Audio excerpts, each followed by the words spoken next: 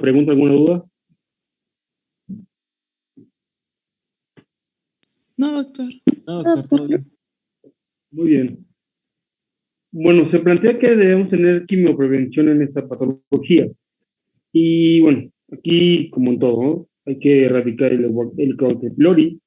Obviamente tiene que ver mucho lo que es la dieta, el ejercicio, bajar el IMC. Y al igual, bueno, quitando justamente el Helicobacter y quitando los factores de inflamación, pues por ende tenemos a disminuir los riesgos. De acuerdo que, bueno, se induce menos estrés oxidativo y por ende hay efectos proliferativos un poco más controlados. Al igual hay que, especialmente puede revertir lo que sería la atrofia, y de todos modos la atrofia puede ser un cambio fisiológico de acuerdo a cómo vayamos creciendo, pero bueno, hay que quitarle justamente factores a este nivel. Y por ende, al bajar la atrofia, aunque no procese tan rápido, pues por ende no hay metaplasia, por ende no hay displasia, por ende no hay cáncer gástrico. ¿Y eso por qué? Porque eventualmente se ha demostrado en modelos muy, ¿no? Que puede haber estas modificaciones. Si tenemos metaplasia, controlamos los factores, puede ser que esta metaplasia regrese justamente o a la normalidad, o que quede con cuestiones justamente atróficas, pero ya no progresaría al siguiente paso. De todos modos, a nivel global, pues bueno, se considera que esta circunstancia, pues digo, evidentemente eso, la Helicobacter, pues es un carcinógeno tipo 1, ¿no? Al igual, tomando en cuenta esto, que al erradicarla, podemos reducir la metaplasia hasta menos, bueno, no es mucho, pero bajo de puntos de 3 o 3 de factor. Digo, eventualmente, ahí hablaríamos más o menos de un 40%, reducción de gasto con el 35%, y lo que sería totalmente metacrónico o per se en otro lugar aunado a esto, podemos llegar hasta punto 35, que es mucho más elevado en ese sentido. Entonces tengan en cuenta que es un factor muy importante protector. Si se acuerdan de lo que hablábamos de los intervalos de confianza, vean, totalmente, cuando hablamos de otro factor de cáncer, cuando tenemos el antecedente al erradicarlo, vean, totalmente es muchísimo, porque tú lo haríamos más o menos un 70% de que baja el peso. Entonces también es muy importante. Tengan en cuenta que el paciente que tiene antecedentes, factores de riesgo considerados para lo que sería cáncer gástrico con el Helicobacter, lo principalmente es erradicarlo. Ahora, un paciente con identificación de Helicobacter pylori confirmado, totalmente es indicativo de erradicarlo porque se considera un carcinógeno clase 1. Luego vienen las cuestiones de lo que sería la aspirina, los AINES o PCOs inhibidores de la COX-2, donde, bueno, la COX-1 es justamente la cuestión constitutiva a nivel del tracto gastrointestinal. Lo que es la COX-2 generalmente no se asocia mucho a este nivel, pero se asocia eventualmente a lo que será cáncer gástrico. Posteriormente tienen que ver o se asocian con un crecimiento celular agresivo con sobreexpresión del 70% por factor inflamatorio y por ende promueven el crecimiento tumoral hacia la apoptosis y por ende un efecto angiogénico. Al igual influye mucho en la que se llama metaplasia, displasia y por ende justamente el factor también a disminuir justamente será con la erradicación. Por ende, con estos factores, pues bueno, se plantea que los AINES tienen un factor preventivo por más de 5 años cuando tienen justamente en cuanto al efecto a tomarlo. El igual reduce hasta un 78% justamente el efecto. Como verán, otra vez el intervalo de confianza pues, está por abajo del 1 y le dan una buena diferencia. Ahora, no quiere decir que el paciente tiene que tomar por 5 años esta cuestión, porque también planteamos que el consumo crónico de aire nos puede generar gastritis, sino que vamos a plantear que es un paciente que a lo mejor, no sé, tenga osteoartritis, ¿no? Y que es un paciente que por ende tiene que consumir crónicamente algún tipo de analgésico porque no fue candidato a algo quirúrgico. Hay que dejarle su inhibidor de bomba y por ende ese paciente que está consumiendo un AINE que lo requiera, pues tiene un factor protector, entonces eso le beneficia en ese sentido. Entonces hay que tomar en cuenta esta circunstancia y ese paréntesis. No se queden con la idea de que hay que darles AINES porque sí. Digo, actualmente pues ya hay también una discernancia con que el uso de aspirina Protec a largo plazo, por los cardiólogos no está bien vista, porque tiene estas cuestiones ahí de mortalidad y efectos adversos, pero bueno, eventualmente hay condiciones que se consideran dejarles aspirina, pues cardiópatas crónicos, alguna circunstancia ahí, no sé, con cuestiones de coagulación, plaquetaria, que requieren un consumo especificado por aspirina, y pues por ende pues, tienen este factor que tiende mucho a esta cuestión, ¿no? Entonces esa sería como que la explicación por qué los hay. Las estatinas también tienen mucho que ver justamente con la ese fue el nombre, coenzima, que tiene justamente el efecto antiproliferativo proapoptótico y la probabilidad de la reducción es justamente del 80%. Y aquí tendríamos en cuenta justamente que es el paciente que tiene indicativo de que use justamente los estatinas, y eso ayuda mucho a la cuestión a la reducción, ¿no? Y al igual no se establece que tenga la circunstancia de dejarlo por dejarlo y que tenga justamente este impacto. Es hidroximetilglutarin coenzima A, que es justamente la cuestión del efecto de las estatinas. Antioxidantes, bueno, tiene muchas cuestiones ahí de los alimentos, proactivos a justamente reducir factores inflamatorios, no tienen nada que ver justamente con el test oxidativo o N nitrosos, al igual, este, considerando que esas circunstancias tienen que ver con la carcinogénesis, pues bueno, múltiples veces tiene que ver a veces con los mecanismos del ADN o la reparación del ADN o la inhibición de la apoptosis o activación de la proliferación celular. Entonces, por ende, pues esas cuestiones homeostáticas tienen mucho que ver a justamente ayudar a que sea más un ambiente equilibrado. Y aquí tenemos los carotenos, vitamina A, C, E, selenio, y junto con el oxígeno y nitrógenos activos, pues pueden neutralizar justamente los efectos dañinos. Ahora, no es la panacea, no es un factor importante. Aquí hablaríamos que es preventivo, ¿no? O sea, igual, digo, aquí hablamos del paciente que tiene dietas, ejercicio, digo, es como que una cuestión ahí importante. Y se ha visto que justamente los betacarotenos plasmáticos, pues, a bajos niveles, pueden asociarse con mayor riesgo de cáncer. Entonces, son justamente nada más esa cuestión. Lo que es la vitamina A, retinol, betacaroteno, que nos producen posiblemente hasta un 50%, al igual tiene mayor efecto a nivel histológico, y se ha visto que se vio en algunos estudios que al seguimiento de 10 años, pues, en combinación con vitamina A y selenio, pues pueden tener a lo mejor algún efecto sobre la mortalidad. Entonces, digo, no hay nada como comer sano, ejercicio y evitar los alimentos ahumados ni cosas que tengan efectos con el estrés. Posteriormente, el cuadro clínico. Digo, aquí la mayor parte son, en el 80% son asintomáticos. Y puede ser con un cuadro de sangrado tubo digestivo alto por una enfermedad usuropéptica. Posteriormente puede encontrarse a nivel de etapas avanzadas en un 60% la pérdida de peso y posteriormente luego terminar en un 50%. Sumaría lo que son náuseas, vómito, anorexia, disfagia, melena, ansiedad precoz, que ya les había comentado en la introducción de la clínica. Puede presentarse como obstrucción de la estrella pilórica o datos de obstrucción postprandial o disfagia. Y esto más que nada también ya se los he comentado en tumores en cardias como pseudocalacia.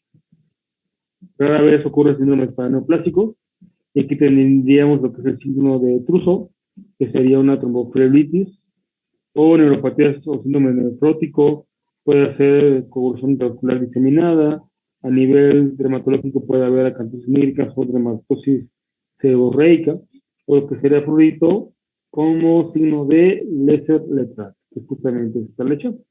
Entonces tengan en cuenta que pueden ser hay un poquito una gama de abanicos de lesiones paraneopláticas que pueden asociarse con tumores del tracto gastrointestinal.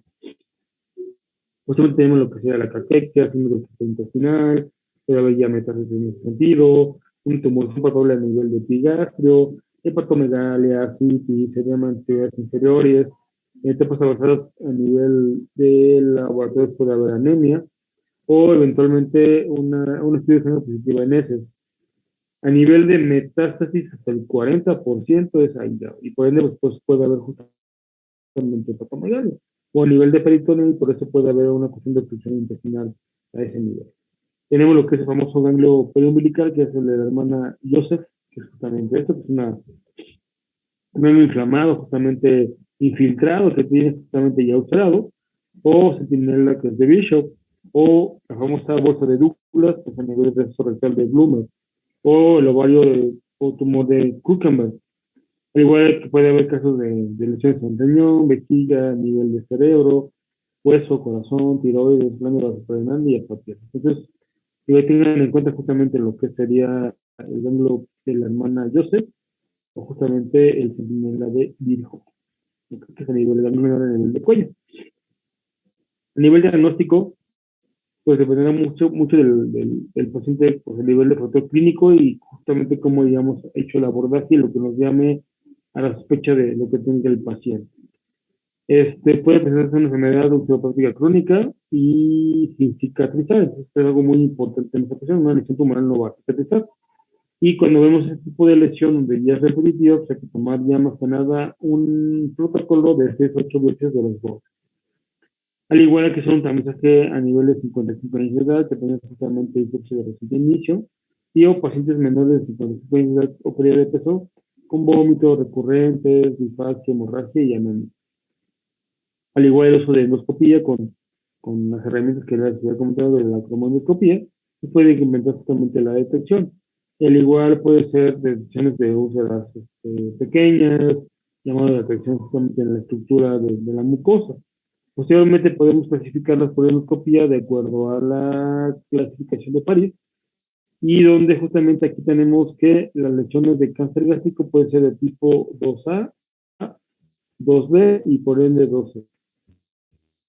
Estructuras planas o deprimidas, y esto es justamente de lo que estoy hablando. Como veríamos una superficie, que era la 2A, tenemos una lesión un poquito plana, pero que sobresale de la mucosa habitual. Posteriormente, una tipo 2B, que es una lesión en la mucosa que llama justamente la estructura, pero no está elevada ni está ulcerada. Y posteriormente es una lesión plana, pero que tiene cierta profundidad, sin llegar a ser excavada o ulcerada. Tengan mucho en cuenta justamente esas características, y lo que veíamos justamente en la endoscopia. Y aquí tenemos una lesión. Vamos a ver quién va a participar de forma involuntaria, y el afortunado es la doctora Carla Castillo, que nos diga más o menos qué es lo que ve aquí en este tipo de lesión y cómo la describiría o qué es lo que le llama la atención. Doctora Carla.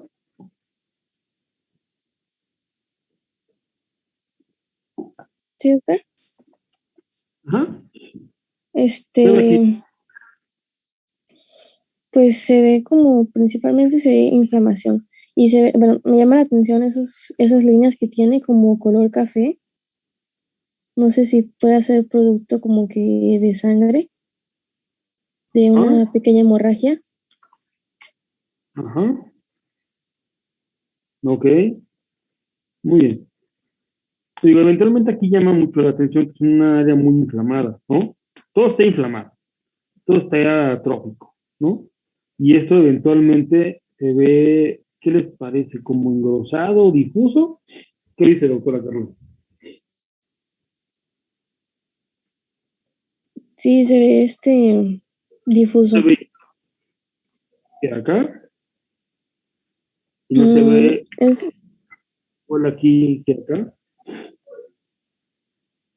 no, más o menos por donde está más inflamado es que se ve más difuso, pues, y por las otras áreas ya se ve como que más parejo. ¿Ok? Y este le parece que es un tumor o de tipo intestinal o difuso.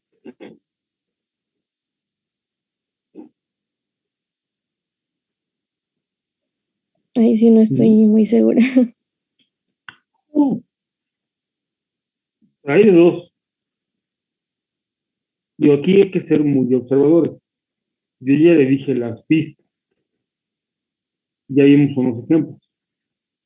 Y este está como, ¿está localizado o está extenso? localizado. ¿Cómo? Localizado, ¿Por qué? porque se ve que está como que, o sea, en una sola área, no se ve como que esté, Evidentemente es algo muy importante, pero usted se está basando en esta área, ¿no? Y yo le hice la observación de que vea usted esto. ¿Ya vio esto? Aquí sí, sí ve el apuntador. sí, Esto no es igual a esto. Y esto es parecido, como que se um,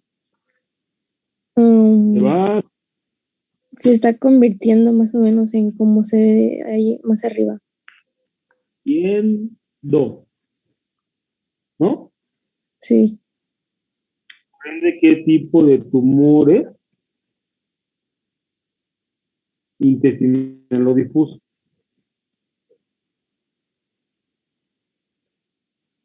difuso. ¿Cuál? ¿Cuál dijo? Pues hay de dos, nada más. Hay uno u otro. ¿Alguien le quiere ayudar a su compañera? Doctor, ¿puedo participar? No. Bueno, lo que pasa es que yo ayer en lo que estaba checando lo de la tarea, estaba viendo que pues en el cáncer gástrico las primeras lesiones que se forman pues es que hay como un aumento una hipertrofia de las células, o sea, se van haciendo más grandes, porque pues están atrofiando. Pero cuando pasan de su estado localizado a difuso, o sea, cuando se agrava la situación, es cuando se empieza como a diseminar esta displasia de las células. Entonces, sobre todo por las como microvellosidades, no sé cómo describirlas, blancas que se ven en la mucosa, que no se ven que estén afuera, sino justo por debajo de lo que viene siendo la superficie apical de del epitelio, pues yo creo que es difuso. Ok. Pero bueno, esa sería mi justificación, no estoy muy seguro, doctor. Ok, pero aquí, Doctor, yo pensaría en un mixto, porque el intestinal decía que era formación de estructuras tubulares y el difuso decía que era un engrosamiento de la mucosa. ok. Pero bueno, esa es una característica histopatológica, ¿no? Y esto no es histopatológica. Digo, eventualmente están bien los dos. Pero eso es algo histopatológico. Aquí lo que yo justamente les quería plantear es que es una lesión difusa. ¿Por qué? Porque llama justamente la atención que esto no se ve un pliegue normal de estómago. Y si eventualmente yo al distender estoy viendo que me queda esta área totalmente no distendible y estoy viendo esta imagen, digo, veo esta lesión como acolchonada acá. Luego veo esta lesión como acolchonado aquí. Luego esta lesión totalmente extendida y en los pliegues los veo un poco como engrosados, pero también sigo viendo yo la imagen. Esto es una lesión que se considera una linitis plástica, que me da la pauta de pensar que es un paciente que tiene un adenocarcinoma difuso. ¿Ok? Yo aquí hay que ser muy observadores en este sentido. Y bueno, a lo mejor se confunde un poquito con la cuestión entre histopatológico y endoscópico. Digo, aquí en endoscopía son descripciones macroscópicas, no microscópicas como las cuestiones de biopsia. Pero por eso que hay que ser un poquito más observadores. Entonces, ustedes cuando vean una imagen de este tipo, basándonos en la cuestión clínica, que es lo más importante, pues tenemos que plantear esta circunstancia, ¿no? Digo, ahora aquí hay que justamente complementarlo con el estudio de imagen. Digo, a veces este paciente es muy difícil porque a lo mejor la primera endoscopía fallamos, ¿no? Y nos sigue diciendo el oncólogo, oye, Armando, es que este paciente tiene engrosado por tomografía, no vacía el estómago, come y todo lo vomita, y ya perdió 5 kilos en 3 meses. y planteamos que el problema es gástrico, ¿no? Ya tiene la pepsinógeno elevado y así. Entonces, eventualmente, aquí el punto es localizar justamente estas circunstancias y plantear esta cuestión, ¿no? Ahora, vean esto, ¿se ve diferente? Sí, ¿no? O sea, aquí hablaríamos que es una lesión mucho más localizada. Y aquí tenemos, del lado izquierdo tenemos una lesión tumoral totalmente localizada y esto es más planteamiento a lo nivel intestinal. Digo, no podría ser absoluto porque como bien comentaron hay patrones mixtos, pero esa es una tendencia a lo más intestinal, que es una cuestión localizada, ulcerada y totalmente donde, bueno, no se ve alguna lesión justamente en esa localización. Y la otra, que tenemos esta lesión donde al aplicar la cromoscopia se ve muy diferente. Entonces también hay que tomar en cuenta cómo la circunstancia plana, la cuestión sobresaliente o ulcerada y la cuestión justamente plana superficial, ¿no? Para tomar en cuenta cómo es lo que describiríamos justamente en lo que sería en el planteamiento de lesiones tempranas y cómo se vería justamente el cáncer. Entonces, eso es también lo que quería justamente ejemplificar, ¿no? O sea, una lesión plana, una lesión superficial, bueno, mucho más polipoidea, y una lesión plana que se queda totalmente en ese marco no tan excavado. Entonces tengan en cuenta que todo esto tiene justamente características y también nos da el planteamiento pues, a diferenciarlas o no de acuerdo a cómo lo veamos en el endoscopio. ¿Ok? ¿Sí quedó claro eso? ¿No se confundieron? ¿Sí? Sí, doctor. Va. Posteriormente, bueno, están los protocolos, justamente la detección temprana, justamente de acuerdo a esto que veíamos, que da una buena rentabilidad de sensibilidad, hasta por arriba del 70%. Posteriormente las cuestiones de toxinógeno, que tienen que ver justamente estas cuentas y relaciones, y justamente bajar justamente la especificidad. Y aquí vemos una cuestión de la imagen. La imagen pues, tiene también un planteamiento muy importante. Entonces, digo, cuando vemos esta cuestión de que es una lesión localizada, donde vemos justamente la estructura de lo que sería la pared muscular y vemos justamente un cambio aquí del engrosamiento, digo, aquí hay que plantear algo que está sucediendo ahí. Y eventualmente, de acuerdo a clínica, es un paciente que vemos que tiene esta lesión y que posiblemente tenga una alta sospecha de tumoración.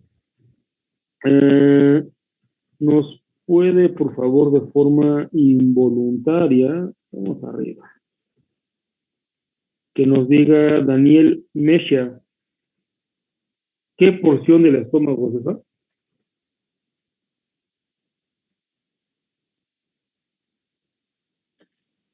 Vendría siendo el fondo, doctor. ¿Fondo?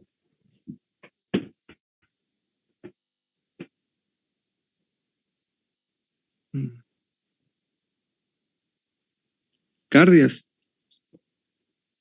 Vamos a, voy a más o menos a mapearte dónde estás. Uno, tenemos aquí el estómago, ¿no? Todo este estómago. Aquí ya está hígado, tenemos el riñón derecho, tenemos aquí un participante, muy bien ahí, come ceja. ¿Por qué? ¿Por qué no? ¿Por qué centro pilórico? Gómez ceja.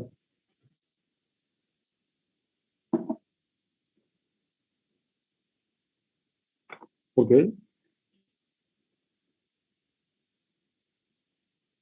Gómez ceja.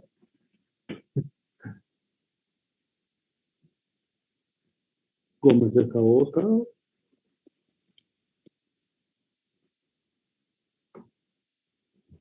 ¿Por qué? O fue corazonada, al no ser fondo, nos fuimos adelante.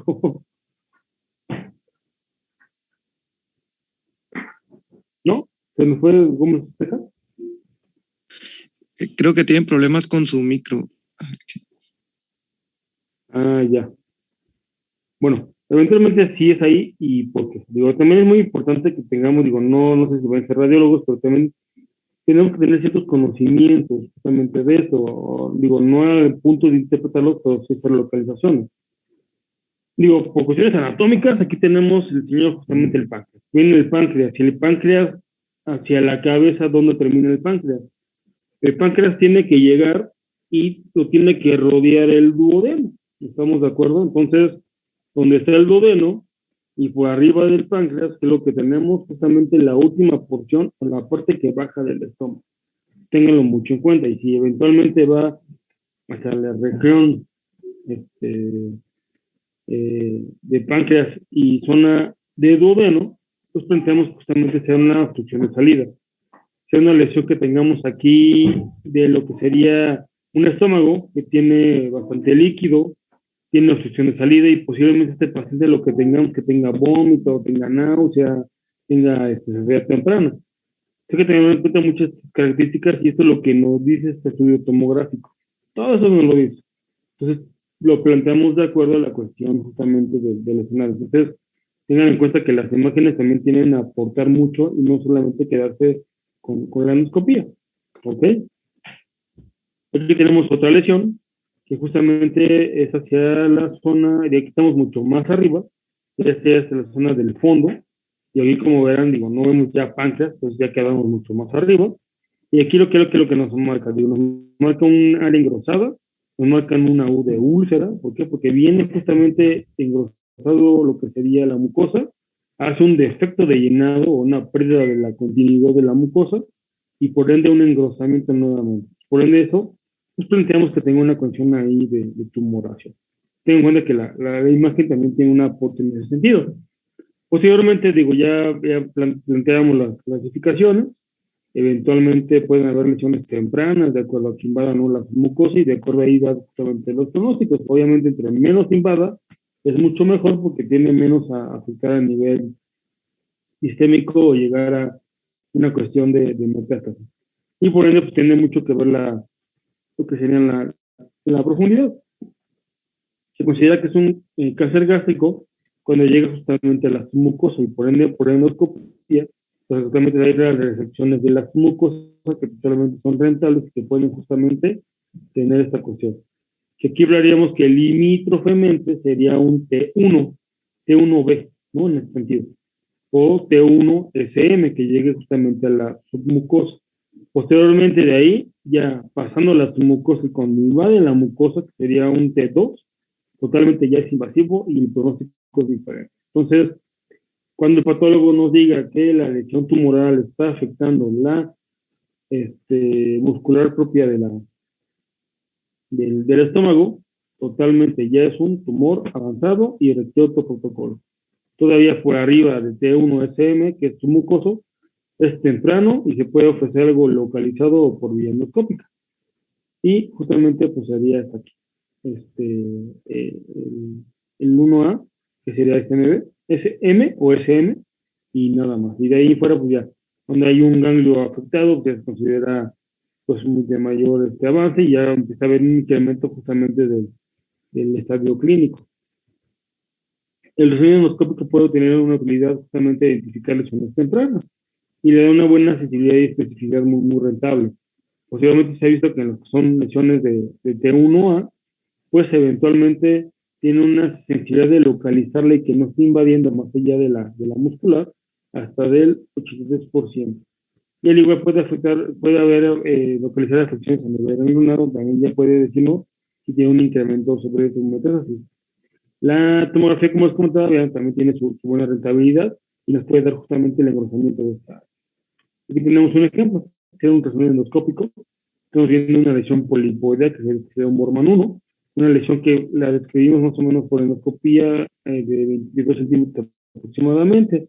Y cuando se hace el resumen endoscópico, pues nos delimita justamente la lesión polipoidea y que afortunadamente no la tenemos más allá justamente de la submucosa. ¿Ok? También eso es lo muy bonito de esto. Entonces, podemos complementar muchos estudios. Y actualmente, pues van de la mano. Digo, aquí viene esta lesión, le pido yo a que hace el endoscópico que por favor me determine la profundidad y también ya le damos otro tipo de rentabilidad, ¿no? Digo, a lo mejor es un estudio no invasivo, histopatológico, que nos permite dar un pronóstico en ese momento. De todos modos, requerimos biopsia. ¿Por qué? Porque necesitamos saber qué tipo histológico es. Posiblemente los pronósticos de tratamiento pues, tienen que ver mucho con la edad. Digo, de acuerdo a eso de que la sobrevida de 5 años es del 27 y 25%, y esto más que nada comparado con el colorectal, a un lado de los 74 años de edad. Aquí, bueno, se plantearía que justamente se haga una gastrectomía, está parcial o total, y eventualmente los tumores arriba de 5 centímetros pueden hacerse con menor sobrevida. De mayor tamaño, tiene mucha cuestión de que ya haya tenido metástasis. Eventualmente la cirugía, pues se puede dar un tratamiento curativo primario, y la sobrevida después de la cirugía, eventualmente puede ser a 5 años de 20 a 50%. El igual, pues se quieren a veces medidas paliativas cuando hay resección total, donde hay justamente obstrucción del píloro, o sea, recurrente diagnóstica, dependerá mucho la situación, pero a lo mejor requiere algún mecanismo de alguna prótesis para vaciar el estómago, o eventualmente lo que sería radioterapia con coagulación, o sería radioterapia o miostática, que la radioterapia puede tener este efecto a ese nivel. Aquí tenemos un ejemplo de lo que sería la cirugía. Tenemos justamente las delimitantes del estómago, una lesión localizada a lo que sería hacia fonda y cuerpo proximal, y lo que se hace es que se hace una resección total, se hace un ascenso gástrico, y posteriormente se hace aquí una guía de Rux, ¿no? Sería como un ejemplo del protocolo. Posteriormente tenemos por acá lo que sería los famosos Billroth, que sería una circunstancia parcial. Tenemos una lesión por abajo de la media del estómago, se dejó estomaguito proximal, se hace las circunstancias de la unión de lo que sería el intestino para hacer el repliegue, y se deja otra Y en este sentido para pegar lo que sería la comunicación de día a día. Posteriormente, bueno, de acuerdo a eso, pues dependerá mucho de las circunstancias, y eventualmente una localizada o que sea totalmente extensa del tratamiento, y eso se hace por la paroscopía o eventualmente abierta, y dependerá mucho de la experiencia del compañero cirujano. Posiblemente, pues, que según el protocolo, a veces se requiere que antes justamente de hacer el procedimiento quirúrgico se haga un pequeño lavado de lo que sería o tomar una muestra de lo que sería el líquido peritoneal, mandarlo justamente a valorar si es que no hay lesiones, no hay células ahí cancerosas, para ver si ya no metástasis. Ya en el momento en que hay líquido, aunque ya hay células tumorales en el líquido peritoneal, ya te habla de mal pronóstico en ese sentido. Entonces ahí podemos ver justamente si requeremos o no algún tipo de lesión, o eventualmente hacer algo parcial de acuerdo a ese pronóstico. Posteriormente se hace justamente la linfadenectomía, que es esto, que aparte de quitar la lesión tumoral, hay que quitar cadenas ganglionares. Y aquí en las cuestiones oncológicas quirúrgicas se comenta que hay resección tipo D1 o D2, donde justamente se nombró la extensión de quitar más ganglios linfáticos, como la D2, que es quitar celíacos y ligamento hepatorenal, o eventualmente también epigástricos, que sería justamente lo que son en la D1. Entonces, actualmente, pues, digo, ahí ellos disciernen que hay quienes hay que hacerles el D1, pero los japoneses comentan que una vez haces la cirugía y quitas todos los ganglios por si haya quedado algún remanente a ese nivel. De todos modos, lamentablemente la sobrevida pues, es un poquito más bajita, 35 al 36%, independientemente de las circunstancias. Como les comentaba, pues, deberá mucho que ver justamente la profundidad. De acuerdo a eso de las lesiones, sean en promedio 2 a 7 centímetros aproximadamente, que tengan características posiblemente no ulceradas, y que no tengan justamente mayor de esto. Ya no tiene nada. ¿Por qué? Porque ya de acuerdo a más tamaño tienden a invadir más las mucosas y eventualmente pueden tener una probabilidad de 50%. Los criterios dependerán mucho de las circunstancias, pero eventualmente es el tamaño, la profundidad, que no sea alguna circunstancia mayor frecuentemente de 2 centímetros, que esté más o menos correctamente pues, deprimido, localizado, y que no se extienda más allá de lo que sería 2 centímetros, y que esté frecuentemente bien estipulado, que no esté invadiendo la mucosa. Y aquí tendremos justamente un ejemplo. Lo que se hace es que, bueno, tenemos la lesión, que es un marcaje mapeo, se inyecta un colchoncito por abajo de lo que sería la mucosa, y posteriormente se se hace la resección por cuchillitos endoscópicos, se va levantando la muestra hasta quedar justamente la resección. Entonces sería justamente lo que haríamos en lo que sería una reacción típica de la mucosa. Para la vez, ya hablamos que es una cuestión hacia lo que sería más profunda de la mucosa, y justamente aquí los tamaños tienen mucho que ver. Preferentemente es que sea menos de 3 centímetros, que esté observado en ese sentido, y que no esté invadiendo más allá de 500 micras de lo que sea la mucosa. Eventualmente es una reacción en bloques, o es una reacción en cero, y la recurrencia en ese tipo de reacción es menos del 3%. Y aquí tenemos justamente el ejemplo. Tenemos una lesión, se hace una marca con una elevación, se hace una reacción de la mucosa, que vemos justamente la área de la muscular de esta área, se hace la reacción y posteriormente tenemos una reacción mucho más amplia en ese sentido. Quimioterapia pues, sí lo llega a requerir un 75% de la presentación ganglionar, y esto más que nada, por eso el paciente tiene que mandar a una quimioterapia adyuvante por resección, que eventualmente llega a reducir, sumándose a la cuestión del tratamiento, pues del 15 a 20% de la mortalidad. Hay que tomar en cuenta que a veces estos pacientes requieren más de 2 medicamentos y por eso tienden a dar toxicidad. Y unos de ellos, como ejemplo, son la epirubicina, cisplatina o ciclofluoracil. La quimioterapia neoadyuvante, que se da antes de la cirugía, puede tener un beneficio porque puede hacer una citorreducción de la lesión y por ende se ha visto que puede incrementar hasta vez un poquito más allá la sobrevida de 5 años, de 35 contra 23, solamente de que tenemos quimioterapia. De todos modos, vean la rentabilidad que es muy bajita, ya que hablamos de pacientes que ya tienen hasta posiblemente edad avanzada.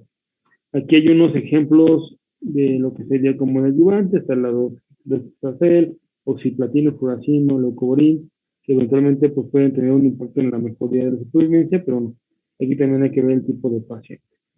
Posteriormente, la postquimioterapia y la resección puede ser un poquito más eficaz, pueden incrementar la mortalidad, la supervivencia hasta este, de 3 a 27 meses, igual que hay que ver la evaluación de acuerdo a esas cosas, porque a veces, bueno, el paciente al meterlo quimioterapia y radioterapia no lo tolera y a veces tiene un impacto un poquito negativo.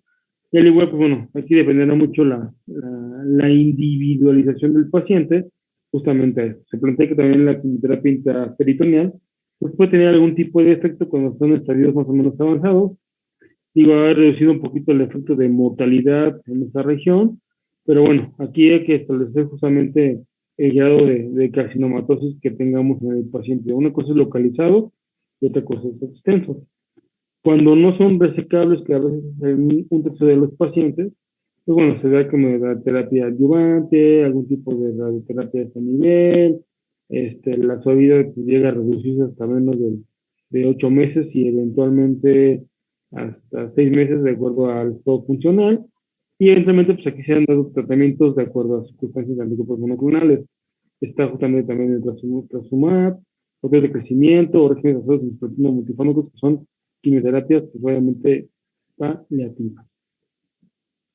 Otra opción paliativa pues, sería justamente dejar lo que serían las prótesis para justamente si un tumor está obstruyendo cardias o está obstruyendo píloro, dejar esas prótesis que son tunelitos para que pasen justamente los alimentos. Y aquí justamente se dejaría solamente dieta en papillas o dieta totalmente blanda. ¿Por qué? Porque en ese tubito no va a pasar un alimento sólido. Y eventualmente la tasa de éxito va del 96 al 100%. Y ese sería justamente un ejemplo. Tenemos aquí una lesión que va hacia la zona de antro, hacia píloro, que justamente da una obstrucción, y al dejar justamente la prótesis, pues dejamos que tenga permeabilidad.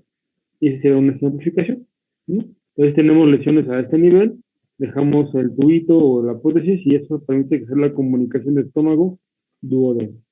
Aquí lo veríamos por un estudio de vaciamiento gástrico o por serie gastroesofágico-duodenal o un trago de baño. Tenemos al estomaguito que tiene esta cuestión de lesión, se deja la prótesis y dejamos mayor permeabilidad.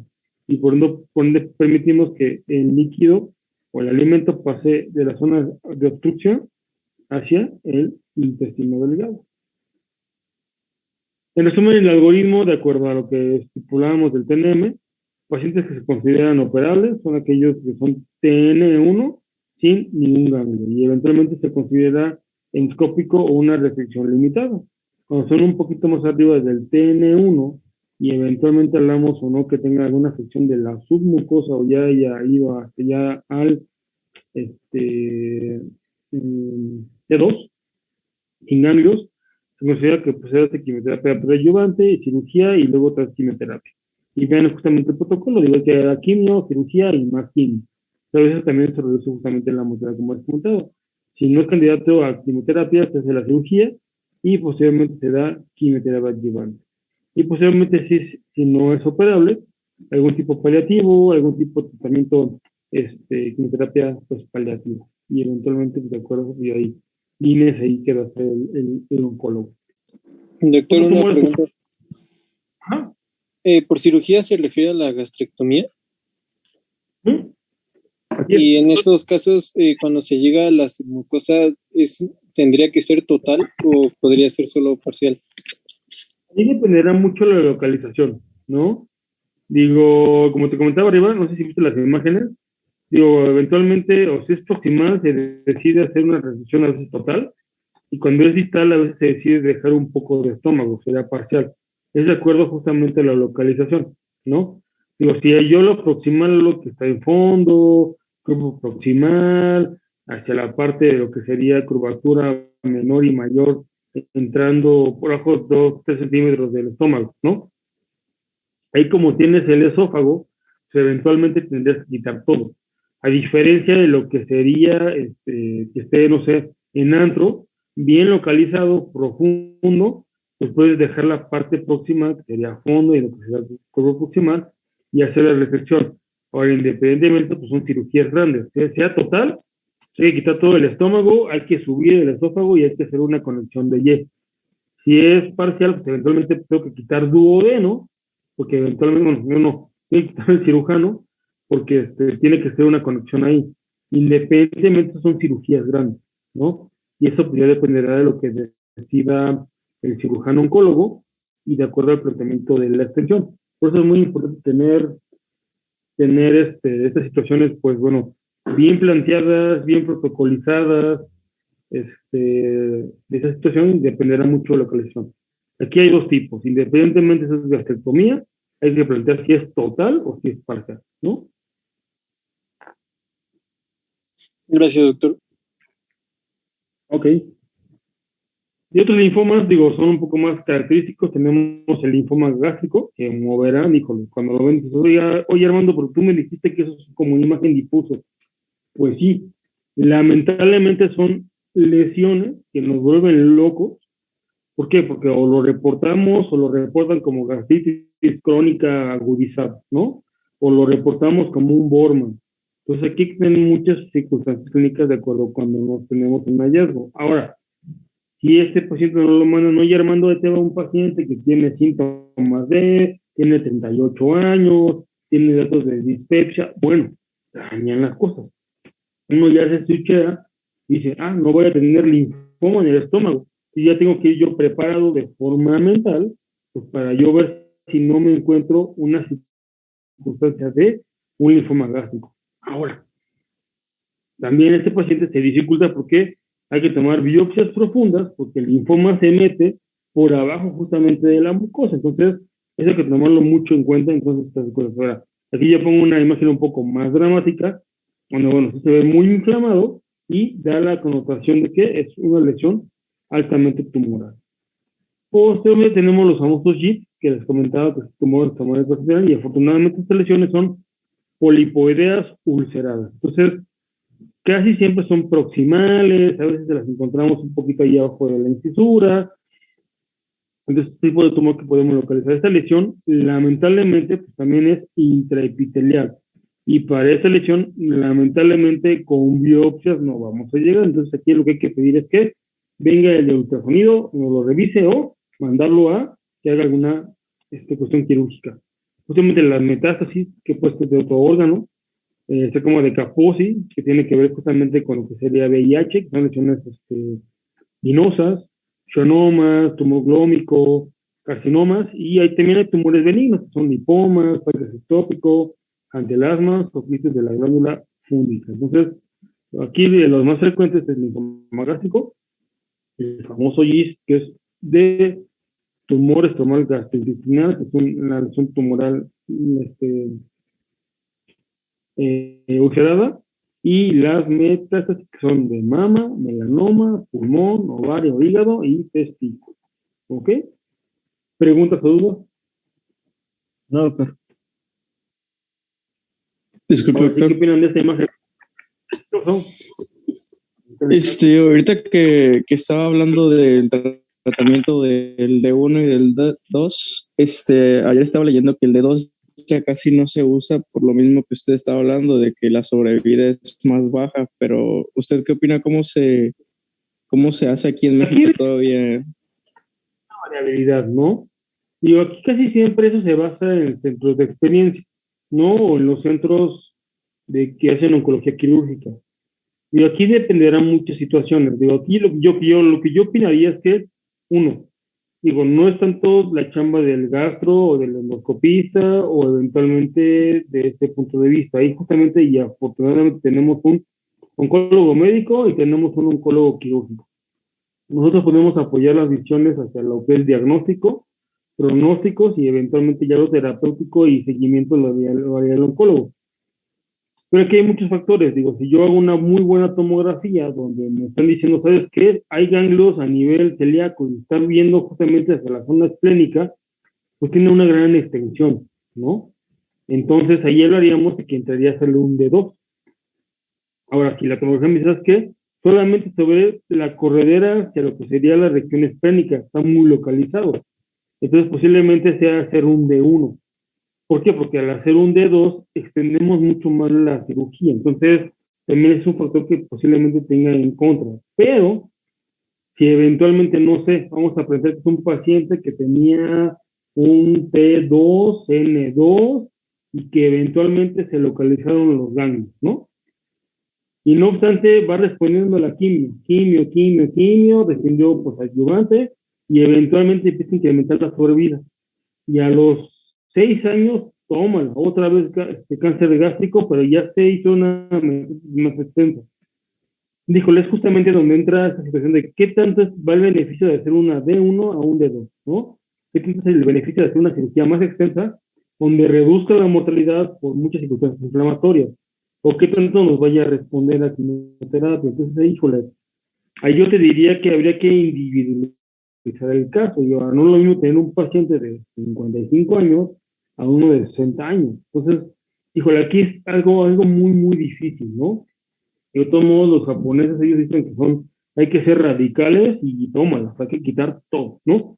Y eventualmente por factores pronósticos, porque así, si tú ya erradicaste todo, o hiciste una reacción amplia, pues ya te evitas el pronóstico diferente, no tienes simplemente un paciente mucho más controlado y per se ya se verá la funcionalidad que tenga el paciente post-patología, digo, porque eventualmente hablamos de un paciente post-cáncer y eventualmente pues va a requerir otro tipo de tratamiento, ¿no? Digo, no hablamos de que va a requerir un mes de quimio, va a requerir meses y ver justamente la respuesta, qué tantos ciclos requiera, el tiempo, si se va a ir al año de tratamiento. Digo, son muchos factores que entran en esa circunstancia y yo no te diría que es 100% de la cirugía, sino se evalúa de forma global y se individualiza. Entonces, ese sería mi planteamiento, ¿no? En mi caso, yo diría que sería bien individualizado, bien caracterizado y cuál va a ser el mejor beneficio. Lamentablemente, eso lo va a decidir el oncólogo médico y no obstante va a decidirlo también el oncólogo quirúrgico, que lo tienen que verlo como con equipo. Y entra ahí nutriología, entra ahí el rehabilitador, entran ahí los de tanatología. Digo, ahí estoy hablando de un paciente, todo lo que requiere un paciente y todo lo que partimos desde el diagnóstico y lo que va a requerir. Entonces, no, a veces no es algo sencillo y tampoco recae solamente en una persona la responsabilidad, sino varios, porque somos un equipo que planteamos muchas circunstancias, ¿no? Creo que tener como planteamiento, ¿ok? Muchas gracias, doctor. Pero si estás en lo correcto, los pronósticos varían mucho en ese sentido. Y aquí, bueno, lamentablemente pues, es lo que se ha visto como tal. Y en Occidente, digo, se requiere, o lo que es mejor hacerlo localizado que hacer más extenso. ¿Ok? Nos pregunta Mariana Feliz, dice... Ah, ok, va que va. Sí, si quieres, no hay ningún problema, Mariana. Perfecto. ¿Preguntas, dudas que tengan? No, doctor, todo bien. Bueno, pasemos a la siguiente parte. Ujú. Ok. Voy a tener esto. Bueno, para dar un poquito de avance, vamos a ver enfermedad celíaca, ya para empezar a ver un poquito más de intestino y darle un poquito de esta cuestión para avanzar en el temario, porque si no nos atrasamos y luego no alcanzamos, ¿ok? Digo, eventualmente me voy a adelantar un poquito, vamos a hablar de enfermedad celíaca. ¿Alguien tiene alguna pregunta y sabe qué es la enfermedad celíaca? Y aquí salió Rubén Orlaín, a ver que nos diga, Rubén Orlaín, sus conocimientos sobre la enfermedad celíaca. ¿Qué opina que es? ¿Para qué? ¿Por qué? ¿Quién es?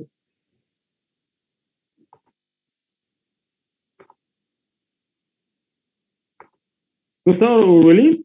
¿Orlaín? ¿Le ponemos falta? Doctor. Casi, casi. Pues lo que leí es una reacción inmunológica, Órale, ¿cuándo lo leíste? más o menos Vas de... muy adelantado. A ver, vas bien, a ver, ¿qué más?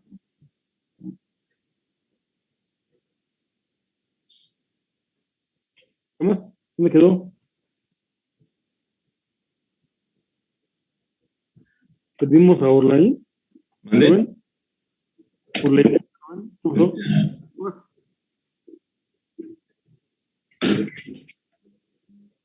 ¿Me escucha? ¿Qué más aparte de qué? ¿Inmunológica en dónde? En el intestino delgado, se produce una inflamación. Bueno, es lo que más o menos entiendo. ¿Todo el intestino delgado o en ciertas regiones? No sabía decirle. ¿No? Pero bueno, pues bien, eventualmente puede ser en duodeno, ilion y yeyuno. Entonces, eventualmente hay que tener esas circunstancias, ¿no? Muy bien, como ya nos dijo Rubén, estamos tratando. ¿Alguien más sabe un poquito de la enfermedad celíaca? Doctor. Pues yo recuerdo, porque la verdad yo no he leído ese tema, pero yo lo que recuerdo de antes es que principalmente es como intolerancia al gluten, ¿no? Es como con lo que se relaciona cuando los pacientes consumen, bueno, trigo, cebada, todo eso. Así es, justamente así es, doctora. Digo, como bien comenta ella, está muy bien estipulado y eventualmente la famosa intolerancia al gluten. ¿Alguien más por ahí va a comentar algo? Yo, doctor. Pues sí, yo puedo comentar casi lo mismo que dijo mi compañera Diego, que es una enteropatía que es sensible al gluten sobre todo, y entonces va a provocar una absorción deficiente, intestinal deficiente, secundaria, sobre todo inflamación del intestino, por esa mala absorción que tiene o intolerancia al gluten, más que nada. Y eventualmente te parece que posiblemente sean pacientes que tengan alteraciones en los huesos por déficit de calcio. Ahora, me haría un poquito por ahí. ¿Puede repetir su pregunta, doctor? Es que no... ¿Te parecería que sean pacientes que tienen mala absorción de calcio y que tengan problemas en el déficit de estructura ósea o deficiencia de osteopenia o osteoporosis? ¿Pudiera ser? Pues yo leí que las manifestaciones igual eran, por ejemplo, retardo en crecimiento, a lo mejor, me parece que incapacidad para ganar peso, pero como tal no recuerdo la verdad, relacionadas con... Sí, hay como mala absorción, ¿no, doctor? O sea, también creo que también puede haber como que diarrea y eso, pero sí, según yo sí hay mala absorción. Así es. ¿Y de qué grupos etarios estamos hablando? De lo que dijeron sus compañeros. ¿Quién tiene déficit de crecimiento?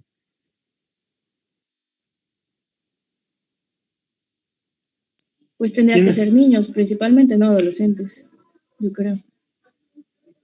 Lamentablemente, es una patología que es más frecuente en edades pediátricas, y eso justamente cuando tenemos estas circunstancias. Digo, lo veremos, bueno, entra dentro de las circunstancias de diarrea, digo, va mucho aunado a estas cuestiones de diarrea, pero como verán es una patología que tiene mala absorción, tiene un impacto a nivel sistémico devastador, si es que no lo logramos identificar.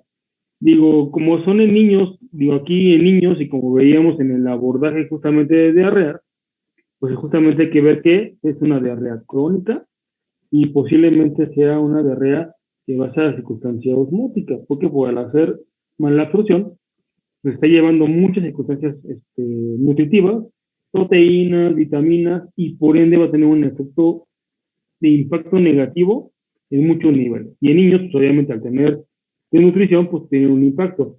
No sé si ya vieron pediatría, pero ¿ya vieron pediatría o no han visto pediatría? Todavía no.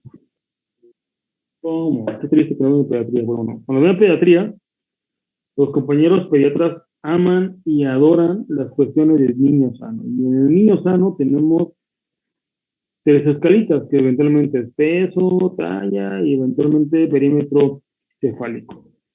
Y eventualmente tiene el patrón de niño sano de acuerdo a percentilas 5, percentilas 95. Y de acuerdo que vaya viendo las cuestiones de crecimiento, sea una normalidad.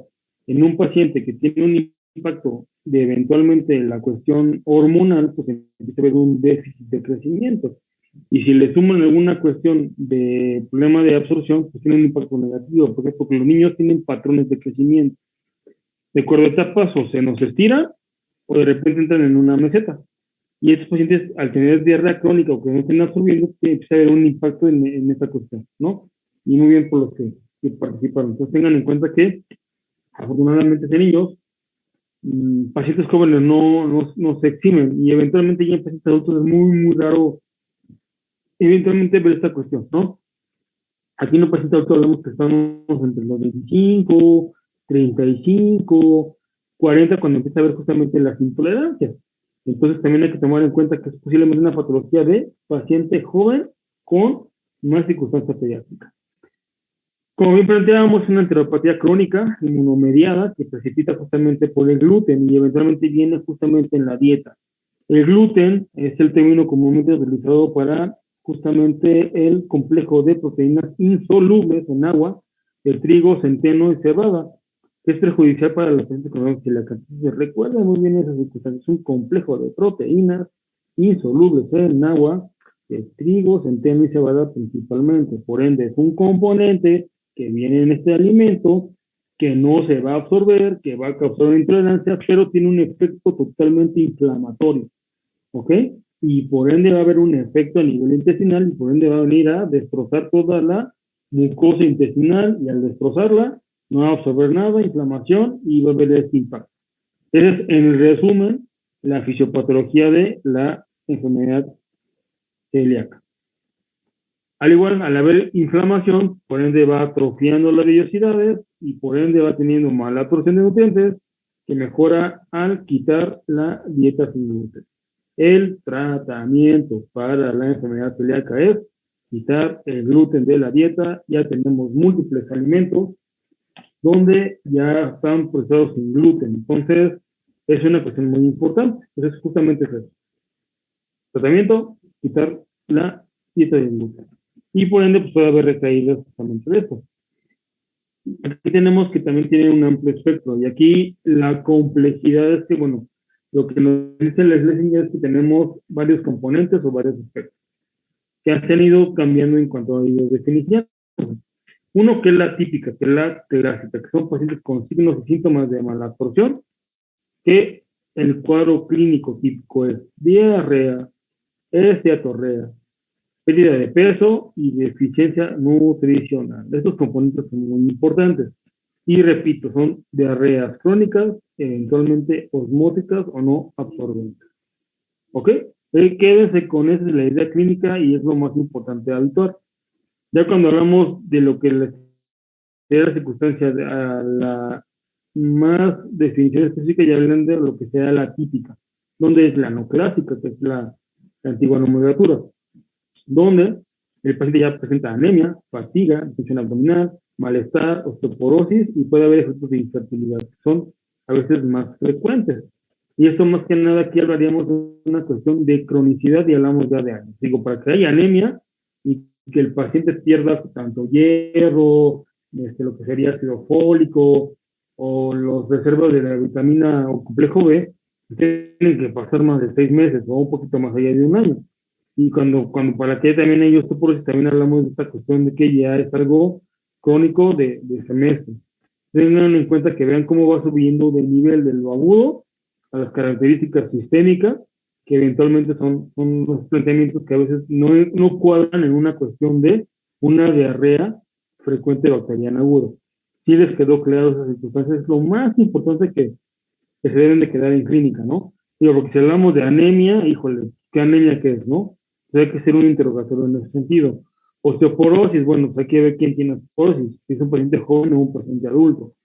O eventualmente si es fatiga, qué tanto es un componente hepático o qué tanto es un componente nutricional. Qué tanto es distensión abdominal, qué tanto es un síndrome de colon irritable por cuestiones de que está comiendo grasas, ¿no? Y no sea una cuestión de esteatorrea, por diarrea, por mala absorción y que esté comiendo harina. O sea, ya vieron la complejidad de la cuestión como lo estoy explicando.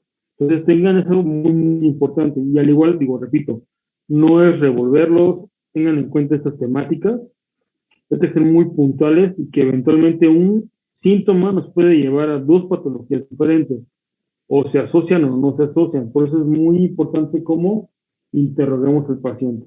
Digo, como médicos generales a veces se nos complica mucho la circunstancia porque tenemos que aunar en todos los sistemas, pero ya a veces como subespecialistas, especialistas, podemos enfocarnos, pero nunca dejar plantear que puede haber más allá, ¿no? Posteriormente tenemos lo que sería la asintomática, que es la silenciosa, y esta puede ser que hayamos haciendo un tamizaje de acuerdo a los antecedentes del paciente, que no tenga síntomas o signos, pero de acuerdo a eso puedes hacer algún estudio endoscópico, o se le pide algún estudio diferenciado, o viene alguna cuestión ahí de no sé, de gastritis o de helicobacter y le encontramos ahí problemas en la vellosidad. Puede ser una cuestión de estas. Posteriormente, lo que sería la que es posible, que es donde tienen una histología normal, pero tienen algún riesgo. ¿Por qué? Porque a nivel del laboratorio encontramos una positividad o tienen alguna herencia. Posteriormente, sin respuesta, es la que se define que tiene recurrencias en sistemas continuos, en aquellos donde se les ha restringido la dieta o se les ha dado tratamiento, por más de 6 o 12 meses siguen recayendo. Hay pacientes así, pero afortunadamente son mínimos o casi pocos. Y la refractaria, pues es aquella la que pues lleva justamente síntomas graves, eventualmente tratamiento con dieta sin gluten, y eventualmente durante 6 meses si no llega justamente a responder. No sé, que hay que hacer un diagnóstico diferencial con el famoso linfoma intestinal, que es el que también puede estar metiendo ruido, y es como que el otro patología que va de la mano y puede haber síntomas parecidos. Posteriormente, las serologías tienen la cuestión justamente que donde incluyen inmunoglobulina IgA o IgG y transglutaminasa tisular. Estas eventualmente son las más importantes y las que nos van a dar la pauta a dar el peso diagnóstico para esta patología. Y repito, pues son las inmunoglobulinas IgA, IgG, transglutaminasa tisular. Muy importante. También se ha visto lo que son la IgA, IgG para endometrio, que también tienen un papel importante, y posteriormente lo que sería la desaminados o péptidos de gliadina, que son las antigliadinas, que también tienen un peso. Ahorita vamos a ver justamente la serología. En cuanto a epidemiología, tiene una amplia distribución geográfica, puede haber múltiples diversas etnias y razas. La prevalencia en Europa es del 1%, entonces es bajita, pero hay que tomarla en cuenta. Eso se da al apotriplo HLA-DQ2, que es una concentración de gliadina como las para lactantes. Hay que tomar en cuenta estas circunstancias de que a veces las cuestiones donde viene la herencia tienen este componente que a veces son algún tipo de fórmulas que vienen en la leche y eventualmente pues hay intolerancias como tal, ¿no? Entonces eventualmente pues, se requiere justamente en esto. Geográficamente en la India puede haber alto consumo de trigo de arroz, también en raza negra, árabes, hispanos, israelitas, judíos, sudaneses o cantoneses, por el consumo justamente de estos alimentos en su dieta. En relación mujer-hombre es más frecuente en mujeres, Eventualmente en Estados Unidos la prevalencia de anticuerpos antidominios es de 0.7% y la seropositividad para las glutaminasas es del 0.2%. La sintomática o mínimamente sintomática es más común en enfermedad diagnosticada y más sintomática. Hay cierta variabilidad de acuerdo a que es algo indirecto y por antecedentes. Y la frecuencia desde las edades pediátricas se establece en 31%, donde la seropositividad de transglutaminasas puede ser de 5 a 10 veces más. Como verán, es la cuestión justamente de los polos de acuerdo a la edad. Afecta la mucosa del intestino delgado, puede variar considerablemente de gravedad y extensión, y sin tratamiento la superficie de la mucosa se atrofia, hay una insuficiencia de vellosidades intestinales, y por ende hay marcadas criptas a nivel hiperplásticas de ese nivel, y puede exponer justamente la mucosa sin la vellosidad. Justamente a la afectación de las vellosidades puede haber una mala digestión y por ende mala absorción. Los enterocitos en este nivel son cuboideos o escamoideos, y al igual el citoplasma puede verse basófilo y esto más que nada porque es rico de ARN. Al igual puede haber polaridad de base de los núcleos y el borde de cepillo es totalmente atenuado. Entonces son características que se ven a nivel histopatológico, patología. Al igual las estructuras puede haber estrechas o dañadas, el retículo endospermico es escaso, que se explica por debajo de niveles de enzimas digestivas, incluidas sacaridasas y peptidasas, y el número de mitosis en las criptas puede estar aumentando notablemente, donde puede estar más de 6 veces por hora en criptas de intestino delgado, que a veces es normal. El tipo de discusión puede reducirse hacia la mitad. Entonces, esto es lo que vemos en la imagen. ¿Qué es lo que tenemos aquí? Una mucosa intestinal normal. Tenemos justamente aquí las vellosidades, muy bonito lo que son si no me recuerdo, nos decían los maestros de histología, que es como un cepillito, ¿no? Que se ve como peinadito, justamente. Cepillito, se ve justamente congruente. Pero de repente, ¡pum! ¿Qué es lo que sucede? Que se atrofia y eventualmente se empiezan a ver células un poco más agrandadas y eventualmente llenas justamente de mucina. Factor inflamatorio y un incremento aquí de neutrófilos y posteriormente, ¿qué es lo que vemos? Que se desnutre y totalmente atrófico. ¿Se vieron cómo la zona nutricional, que es la parte basal, totalmente que está cortada, está desnutrida, eventualmente ya hay más efecto inflamatorio, y vean justamente los cambios que se llegan a ver. Y repito, nuevamente, de acuerdo a las circunstancias, cómo se diagnostica esto por biopsia. ¿Ok? Muy importante. Como verán, la biopsia aquí es muy relevante en patologías. Entonces, ¿cómo vemos el patrón de normalidad, acortamiento inflamatorio y totalmente atópicos o una mucosa desnutrida? ¿Ok? Son 11:27. Vamos a dejarnos de un descansito de unos 10 minutitos y ahorita regresamos. ¿Les parece? Sí, doctor. Sí, doctor. Sí, doctor.